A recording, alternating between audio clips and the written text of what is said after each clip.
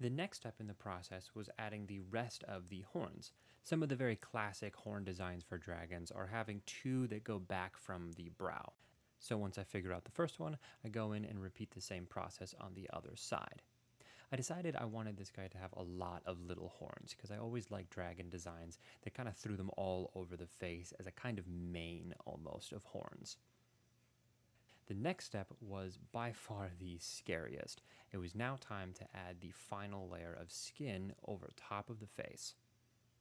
Having messed up this process 2 times already, I wanted to make sure that I did it right, and this was the stage that was going to let me know if I had messed something up royally or if this was actually going to work. It's a very trust the process moment, and it was time to see if the process was deserving of my trust. So I start by doing the brow and then start by sculpting in the bags under the eyes to try to work on the expression first. I finish it off by using a needle tool actually as well as my rubber tools to make sure that all the details are just right and try to get all of the kind of leathery folds into that part of the sculpt. Once I have that where I like it, I start to add more green stuff to do the rest of the skin around the teeth and mouth.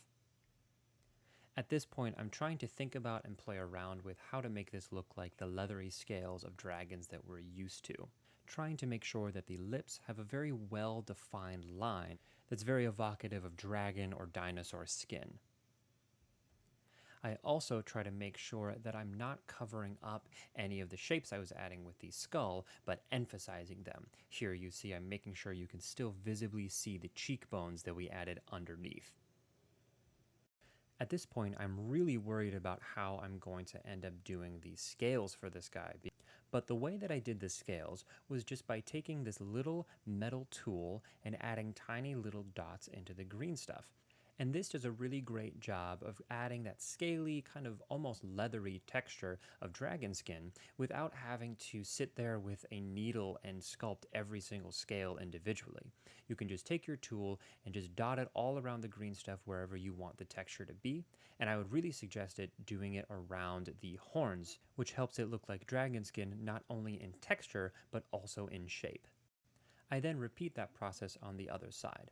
And if I'm honest, I don't know if it's more stressful to do this for the first time or try to figure out how to do it all over again on the other side and make it look the same.